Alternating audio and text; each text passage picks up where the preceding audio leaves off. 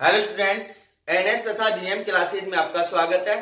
इससे पहले वाली क्लास में हमने जो टॉपिक डिस्कस किए थे उसमें आपके पास जो पहला टॉपिक था वो था आपके पास में शुद्ध प्रेरक के अंदर प्रत्यावर्ती धारा का मान फेजर आरेख की सहायता से निकालना। और उसके अंदर हमने फेजर आरेख की सहायता से प्रत्यावर्ती धारा का क्या निकाला था, मान निकाला था। और वहां पे फेजर आरेख से स्पष्ट हो गया था कि आपके पास में जब किसी प्रत्यावर्ती मूलता के रास्ते में कोई क्या लगा देते हैं, शुद्ध प्रेरक लगा देते हैं, तब आपके पास में जो प्रत्यावर्ती मूलता तथा प्रत्यावर्ती धारा क्या होती हैं, समान कला में होती हैं। उनके मध्य कलांतर फाई का मान कितना होता है, 0 होता है। और उससे अगले वाला जो टॉपिक था वो था आपके पास में प्रतिरोध में प्रयुक्त शक्ति। और प्रतिरोध के अंदर जो प्रयुक्त औसत शक्ति थी उसका सूत्र हमने निकाला था। आपके पास क्या मान आया था, पी एवरेज बराबर जो मान आया था आपके पास Vm/√2 इंटू Im कितना आया था, √2 आया था। तो आपके पास में औसत शक्ति की डेफिनेशन क्या होगी, औसत शक्ति की डेफिनेशन क्या होगी, तो इसको ध्यान से सुनना कि आपके पास में प्रत्यावर्ती वोल्टता का वर्ग माध्य मूलमान, प्रत्यावर्ती वोल्टता का वर्ग माध्य मूलमान Vm/√2 तथा प्रत्यावर्ती धारा का वर्ग माध्य मूलमान Im/√2 का जो गुणनफल होता है उसे हम क्या कहते हैं, प्रत्यावर्ती वोल्टता आपके पास औसत शक्ति कहते हैं। क्या कहते हैं, औसत शक्ति कहते हैं। तो इसका ध्यान रखना भाई, पी एवरेज बराबर कितना है, Vm/√2 है इंटू Im कितना है, √2 है। तो अब इससे अगले वाला जो टॉपिक होगा वो होगा आपके पास में शुद्ध प्रेरक में प्रत्यावर्ती धारा फेजर आरेख की सहायता से ज्ञात करना। तो टॉपिक पे चलते हैं। टॉपिक क्या है आपके पास में, शुद्ध प्रेरक में प्रत्यावर्ती धारा, शुद्ध प्रेरक में प्रत्यावर्ती धारा ज्ञात करना। किसकी सहायता से करना है, फेजर आरेख की सहायता से करना है। किसकी सहायता से करना है, फेजर आरेख की सहायता से करना है। तो इसको अच्छे से समझना। जिसको शुद्ध प्रतिरोध के अंदर प्रत्यावर्ती धारा का मान निकालना आ गया है वो शुद्ध प्रेरक के अंदर भी प्रत्यावर्ती धारा का मान निकाल सकता है। अगर वो समझ में नहीं आया है तो इसको अच्छे से समझना कि आपके पास में एक क्या है, प्रेरक है। एक क्या है, प्रेरक। प्रेरक हम किसको बोल सकते हैं, कुंडली को बोल सकते हैं। किसको बोल सकते हैं, कुंडली को बोल सकते हैं। जिसका प्रेरक तव कितना है, L है।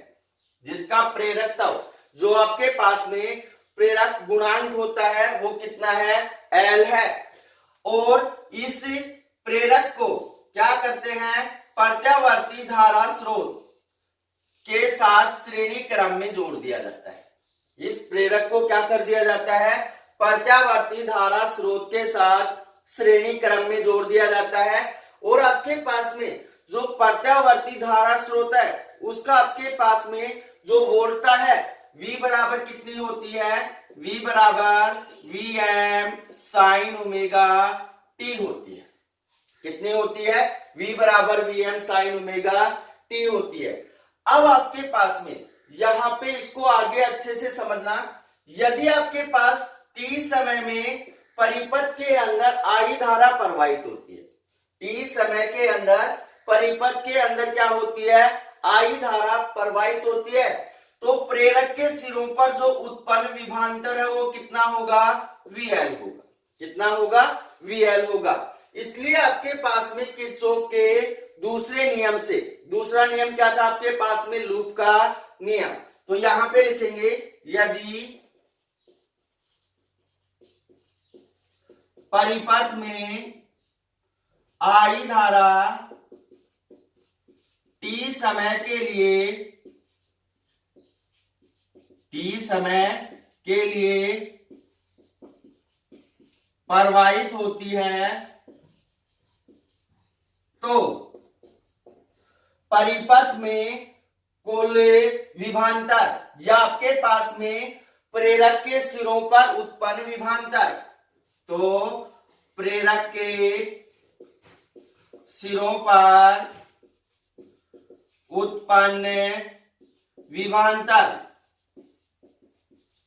किरचॉफ के दूसरे नियम से, किरचॉफ के दूसरे नियम से या लूप नियम से क्या होगा भाई, आपके पास में यहां पे प्रत्यावर्ती जो धारा स्रोत है उसकी वोल्टता कितनी है, V है, और आपके पास में जो प्रेरक है, प्रेरक के सिरों पर उत्पन्न वोल्टता कितनी मानी हमने, VL मानी है। तो क्या होगा आपके पास में V माइनस में VL बराबर कितना हो जाएगा, 0, क्योंकि किरचॉफ का सेकंड नियम क्या कहता है, किसी बंद परिपथ के अंदर प्रवाहित सभी वोल्टताओं का बीजगणितीय योग का मान कितना होता है, 0 होता है। तो आपके पास में यहां V बराबर कितना हो जाएगा, VL हो जाएगा। V बराबर कितना होगा, VL होगा। तो आपके पास यहाँ V बराबर कितना हो गया, VL, और V बराबर कितना आपके पास, VM साइन ओमेगा t है। तो VL बराबर भी कितना होगा, VM साइन ओमेगा t ही होगा। तो यहां लिखेंगे Vm बराबर हो गया आपके पास में VL बराबर कितना होगा, Vm और साइन ओमेगा t। समीकरण नंबर कितना आ गया, 1 आ गया, समीकरण नंबर 1। अब उससे आगे ध्यान से समझना कि आपके पास जो प्रेरक, शुद्ध प्रेरक है, शुद्ध प्रेरक का प्रतिरोध कितना माना जाता है, 0 माना जाता है। क्या माना जाता है, 0 माना जाता है। तो यहां पे ध्यान से समझना कि यदि आपके पास शुद्ध प्रेरक है उसका प्रतिरोध कितना है, नगण्य है या 0 है, तब आपके पास में जो वोल्टता होती है, क्या होती है, वोल्टता, वो किसके ऊपर निर्भर करती है, किसके साथ परिवर्तित होती है, समय के साथ क्या होती है, परिवर्तित होती है। तो आपके पास यहाँ पे ध्यान से समझना, यदि आपके पास शुद्ध प्रेरक का प्रतिरोध कितना है, नगण्य है, तब आपके पास में जो वोल्टता है वो किसके साथ परिवर्तित होती है, समय के साथ परिवर्तित होती है।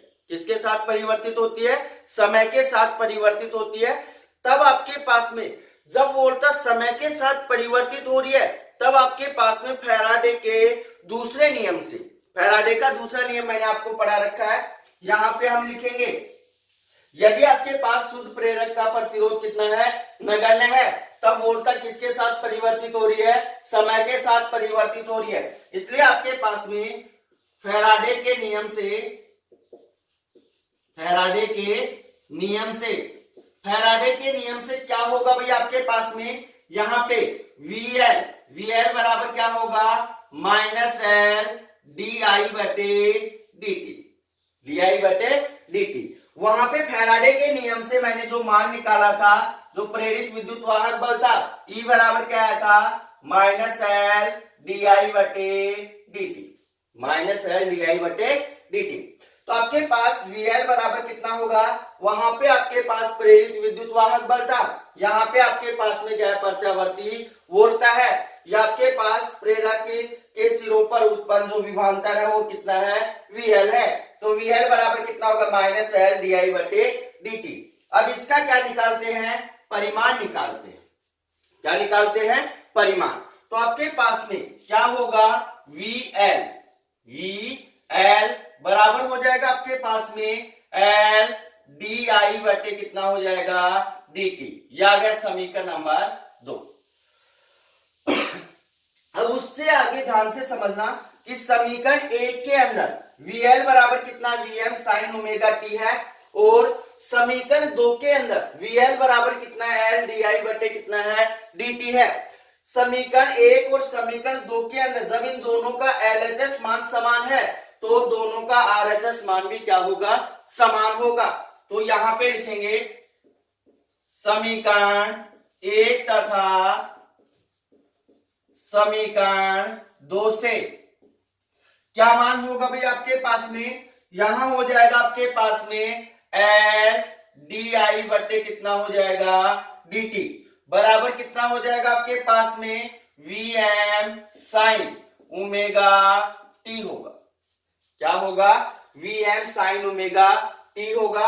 अब L को इस साइड भेजेंगे तो आपके पास क्या होगा? di बटे dt बराबर Vm बटे कितना हो जाएगा? L, क्योंकि इस साइड गुणा में है, इस साइड जाएगा किस में होगा? भाग में होगा। और क्या होगा आपके पास में? साइन ओमेगा टी होगा। अब dt को भी साइड भेजेंगे तो आपके पास में di बराबर कितना हो गया? Vm बटे L, यहां भाग में इस साइड जाएगा किस में होगा? गुणा में होगा। क्या हो जाएगा आपके पास? साइन ओमेगा टी और dt। ये आ गया आपके पास समीकरण नंबर 3। अब आपके पास में समीकरण 3 के अंदर देखना, di बराबर Vm बटे L sign omega T dt है। यहां पे di क्या है? अल्प है। तो आपके पास संपूर्ण परिपथ के अंदर प्रवाहित कुल धारा, संपूर्ण परिपथ के अंदर प्रवाहित कुल धारा समीकरण 3 का समाकलन करने पर, तो यहां लिखेंगे संपूर्ण पथ के अंदर प्रवाहित कुल धारा समीकरण 3 का समाकलन करने पर, तो समीकरण 3 का समाकलन करेंगे। समाकलन di बराबर क्या हो जाएगा? समाकलन Vm बटे L और कितना हो जाएगा? साइन ओमेगा टी और dt, साइन ओमेगा टी और dt। यहां पे समाकलन di का मान कितना होगा? I होगा। तो क्या होगा आपके पास में? I बराबर हो जाएगा, यहां Vm बटे L क्या है? नियतांक मान है। क्या होगा? बाहर आ जाएगा Vm बटे L समाकलन साइन ओमेगा टी और क्या हो गया? dt हो गया। अब आपके पास में साइन का क्या होता है? समाकलन साइन का होता है माइनस कोस। तो यहां पे आप लिख सकते हो, चूंकि आपके पास में साइन थीटा डी थीटा बराबर होता है आपके पास में माइनस कोस थीटा। कितना होता है? Minus cos theta. तो आपके पास साइन का समाकलन कितना हो गया? माइनस कोस हो गया। परंतु जो ओमेगा टी है वो टी नहीं है, तो कितना है? ओमेगा टी है। इसका साइड में ले जाकर क्या करेंगे? अवकलन करेंगे। तो अभी बता रहा हूं, तो पहले साइन का करो। आई बराबर कितना होगा आपके पास में? Vm बटे कितना हो गया? L। साइन का क्या हो गया? Minus cos omega T. अब आपके पास में ओमेगा टी नहीं है, तो इसका साइड में ले जाकर क्या करते हैं? अवकलन करते हैं। तो d बटे dt कितना होगा? Omega T. ओमेगा क्या हो जाएगा? बाहर आ जाएगा। dt बटे dt का मान कितना होगा? 1 होगा। तो क्या मान बच गया आपके पास में? ओमेगा बच गया। अब यहां पे ध्यान देना कि जो ओमेगा है वो भाग में जाएगा या गुणा में जाएगा। यहां पे देखते हैं क्या हो रहा है? समाकलन हो रहा है, तो ओमेगा किस में जाएगा? भाग में जाएगा। तो क्या हो गया आपके पास में? ओमेगा। माइनस को बाहर निकाल लो तो आपके पास क्या हो जाएगा? आई बराबर हो जाएगा Vm बटे कितना हो गया? L ओमेगा और माइनस बाहर आ गया। यहां पे क्या होगा? कोस ओमेगा टी। क्या मान आ गया आपके पास? I बराबर माइनस Vm बटे L ओमेगा कोस ओमेगा टी। अब उससे आगे ध्यान से समझना कि आपके पास में यहां पे जो प्रत्यावर्ती वोल्टा है वो किसके रूप में है? साइन के रूप में है, जा के रूप में है। परंतु आपके पास में जो प्रत्यावर्ती धारा है वो किसके रूप में आ गई? कोस के रूप में, कोज्जा के रूप में आ गई। तो हम क्या करेंगे कि जो प्रत्यावर्ती धारा है इसको हम किसके रूप में लेके आएंगे? जो जा है साइन के रूप में लेके आएंगे। तो कैसे लेके आएंगे उसको अच्छे से समझना, क्योंकि इसके अंदर आपको कंफ्यूजन होगा और ये आपको अच्छे से समझ में नहीं आएगा। तो इसको अच्छे से समझना कि आपके पास में कोस ओमेगा टी है। क्या है? Minus cos omega T. तो आपके पास में माइनस कोस ओमेगा टी बराबर हम क्या लिख सकते हैं? हम लिख सकते हैं आपके पास में क्या होगा? साइन क्या होगा आपके पास में? पाई बाई 2 प्लस में omega T, pi by 2 plus में क्या होगा आपके पास यहाँ पे माइनस, सॉरी क्या होगा माइनस, क्योंकि फर्स्ट कालांश के अंदर लेके आ रहे हैं। किस कौन से कालांश के अंदर? फर्स्ट कालांश के अंदर। तो साइन पाई बाई 2 माइनस कितना हो गया? ओमेगा टी हो गया। अब इस साइड क्या है? माइनस है, माइनस को इस साइड भेजेंगे तो आपके पास क्या होगा? कोस ओमेगा टी बराबर कितना हो जाएगा? साइन ए, और माइनस क्या होगा? साइन के अंदर चला जाता है तो आपके पास ये संख्या किसकी हो जाएगी? माइनस की, और ये संख्या किसकी होगी? प्लस की। ओमेगा टी माइनस कितना हो जाएगा? पाई बाई 2 हो जाएगा।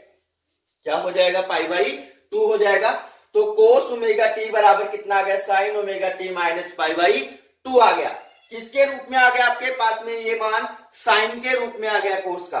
तो ये मान उठाकर यहां डालेंगे तो आपके पास में आई बराबर कितना होगा? वी एम बटे कितना हो जाएगा? एल ओमेगा, और कितना हो जाएगा आपके पास में? साइन कितना होगा? ओमेगा टी माइनस में पाई बाई 2, क्योंकि कोस ओमेगा टी का मान क्या है आपके पास? साइन के रूप में हमने परिवर्तित कर दिया है। तो अब उससे आगे ध्यान से समझना, चूंकि आपके पास में जो एल ओमेगा है, एल ओमेगा है, उसको हम लिखेंगे एक्सएल, एक्सएल, और यहां जो एक्सएल है वो आपके पास में प्रेरणिक प्रतिघात है। क्या है? प्रेरणिक प्रतिघात, या इसको प्रेरकीय प्रतिघात भी बोलते हैं। क्या बोलते हैं? प्रेरकीय प्रतिघात। तो आपके पास यहां पे हो जाएगा प्रेरणिक प्रतिघात बराबर कितना है? एक्सएल है। कितना है? एक्सएल। तो यहां कंफ्यूज मत होना, ओमेगा एल बराबर कितना माना है? एक्सएल, और जो एक्सएल है वो क्या है आपके पास में? प्रेरणिक प्रतिघात है। तो आई बराबर कितना हो जाएगा? वीएम बटे एल ओमेगा का मान कितना डालेंगे? एक्सएल, और कितना हो जाएगा? साइन ओमेगा टी माइनस में पाई बाई 2 हो जाएगा। क्या हो जाएगा? Pi by 2। अब आपके पास में यहां पे चूंकि वीएम बटे क्या हो जाएगा? एक्सएल बराबर क्या होगा? आईएम, प्रत्यावर्ती धारा का शिखर मान। तो यहां पे लिख सकते हो आप आईएम बराबर क्या है? प्रत्यावर्ती धारा का शिखर मान, शिखर मान। तो अब यहां पे Vm बटे एक्सएल बराबर क्या डालेंगे? Im डालेंगे। तो आपके पास I बराबर कितना मान हो गया? Im, और कितना हो गया? साइन, और कितना हो गया? ओमेगा टी माइनस में पाई बाई 2 हो गया। कितना हो गया? I बराबर Im sign omega T minus pi by 2, और ये जो मान आया है आपके पास में क्या आया है? प्रत्यावर्ती धारा का मान आया है। अब उससे आगे यहां पे देखना कि आपके पास में प्रत्यावर्ती मोड़ का V बराबर कितनी है?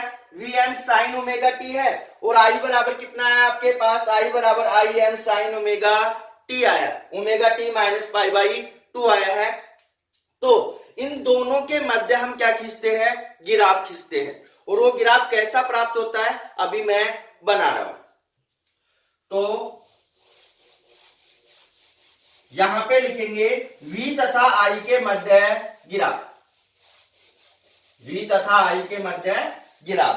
तो क्या ग्राफ होगा आपके पास में? यहां पे ध्यान देना, इस साइड कौन सा अक्ष है? एक्स अक्ष है, इस साइड y है, इस साइड y डैश है, और इस साइड क्या है आपके पास में? x डैश है।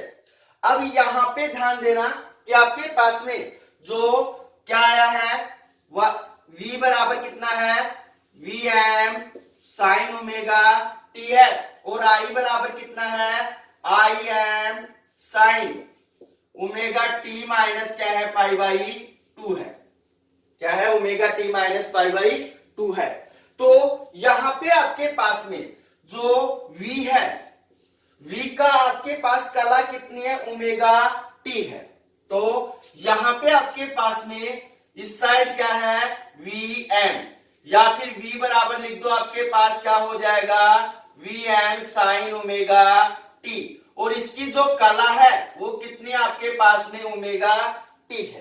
कितनी है? ओमेगा टी है। परंतु अब उससे आगे देखना कि आपके पास में यहाँ पे इसका साधारण सा ग्राफ ही खींच लो पहले। तो इसका साधारण सा जो ग्राफ होगा वो क्या होगा आपके पास में, यहाँ पे किसका ग्राफ खींच रहे हैं, प्रत्यावर्ती वोरता का। तो प्रत्यावर्ती वोरता किसके रूप में चलती है, ज्यावक्रीय रूप में चलती है। किसमें चलती है, ज्यावक्रीय रूप में चलती है। और इसकी कला कितनी है आपके पास में, ओमेगा टी है। क्या है, ओमेगा टी। तो इसको हम लिख सकते हैं v बराबर कितना हो जाएगा, V M sine omega T हो जाएगा। v बराबर V M sine omega T. अब उससे आगे देखना कि आपके पास प्रत्यावर्ती धारा I बराबर कितना है, I am sine omega T minus कितना है, पाई बाई 2 है। तो यहाँ पे आपके पास में जो प्रत्यावर्ती धारा है वो क्या है, आपके पास में प्रत्यावर्ती वोरता से कितना पीछे, कितना कम है, पाई बाई 2 क्या है, पीछे। पाई बाई 2 क्या है, पीछे है। तो इसको हम क्या करेंगे, यहां पे ग्राफ पाई बाई 2 क्या रखेंगे, इसको पीछे रखेंगे। पाई बाई 2 क्या रखेंगे, पीछे रखेंगे। इसका ग्राफ इस प्रकार से होगा। तो यहां पे लिख देना कि इन दोनों के मध्य जो आपके पास कलांतर है वो कितना है, पाई बाई 2 है। तो यहां पे ध्यान देना कि आपके पास में ये क्या है, आई बराबर कितना है, आई एम साइन और कितना है, omega T minus pi by 2 है। तो ये ग्राफ हमें क्या बताना चाह रहा है, ये ग्राफ हमें क्या बताना चाह रहा है उसको अच्छे से समझना कि आपके पास में ये ग्राफ हमें ये बताना चाह रहा है कि आपके पास में कि जिस बिंदु के ऊपर आपके पास में प्रत्यावर्ती वोरता का क्या होता है, अधिकतम मान होता है। जिस बिंदु के ऊपर आपके पास प्रत्यावर्ती वोरता का क्या होता है, अधिकतम मान होता है, उस बिंदु पर प्रत्यावर्ती धारा का क्या होता है, न्यूनतम मान होता है। क्या होता है, न्यूनतम मान होता है। उससे आगे आपके पास में जिस बिंदु के ऊपर आपके पास में प्रत्यावर्ती धारा का क्या होता है, अधिकतम मान होता है, उस बिंदु के ऊपर प्रत्यावर्ती वोरता का मान क्या होता है, न्यूनतम होता है।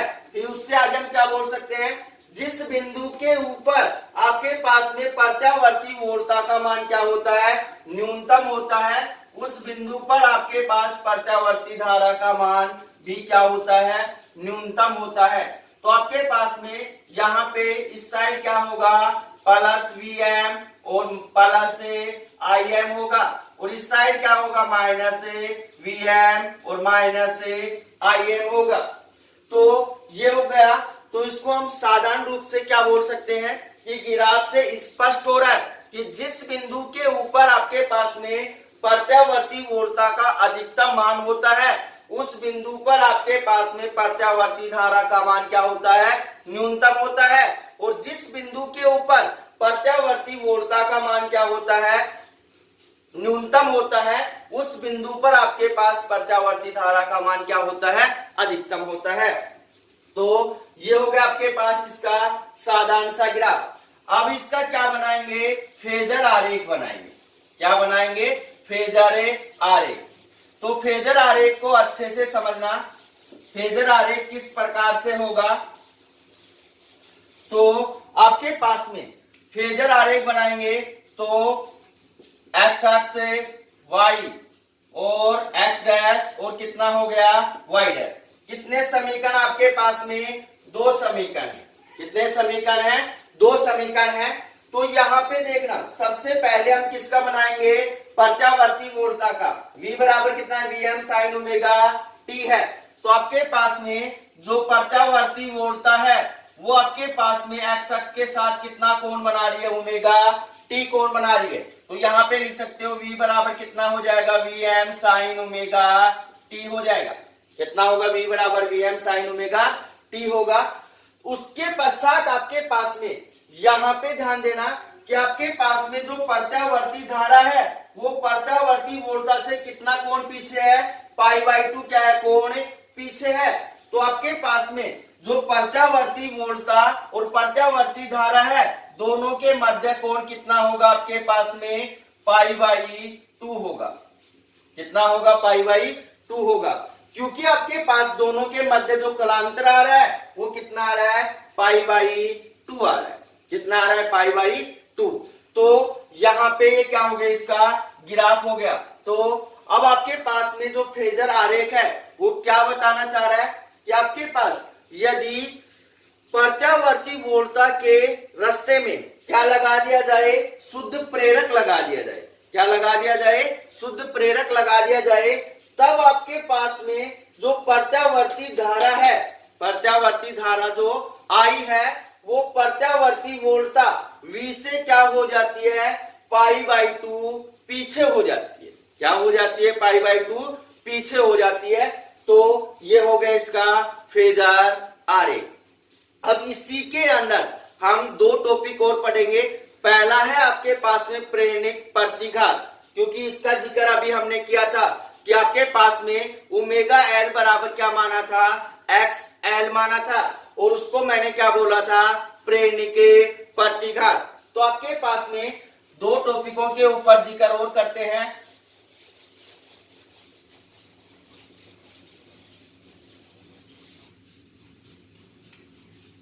तो इसके अंदर फर्स्ट पॉइंट आपके पास में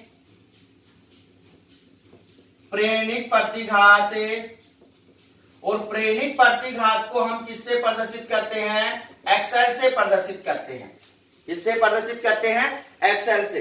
तो प्रेरणिक प्रतिघात की डेफिनेशन अच्छे से समझना भाई, कि जब किसी विद्युत परिपथ के अंदर जब किसी विद्युत परिपथ के अंदर क्या किया जाता है, प्रेरक लगाया जाता है, तो प्रेरक के अंदर प्रवाहित धारा के रास्ते में उत्पन्न बाधा को, जो प्रेरक लगाया हमने, प्रेरक के प्रवाहित जो धारा है उसके रास्ते में जो उत्पन्न बाधा है, उस बाधा को क्या कहते हैं, प्रेरणिक प्रतिघात कहते हैं।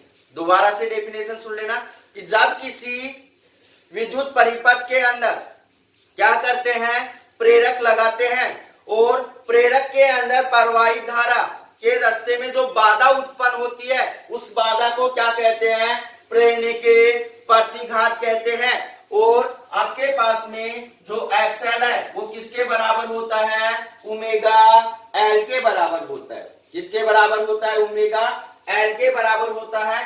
तो आपके पास में यहाँ पे हम जानते हैं कि ओमेगा बराबर कितना होता है, 2 पाई एफ होता है। कितना होता है, 2 पाई एफ। तो आपके पास में एक्सएल बराबर कितना हो जाएगा, 2 पाई एफ और एल हो जाएगा।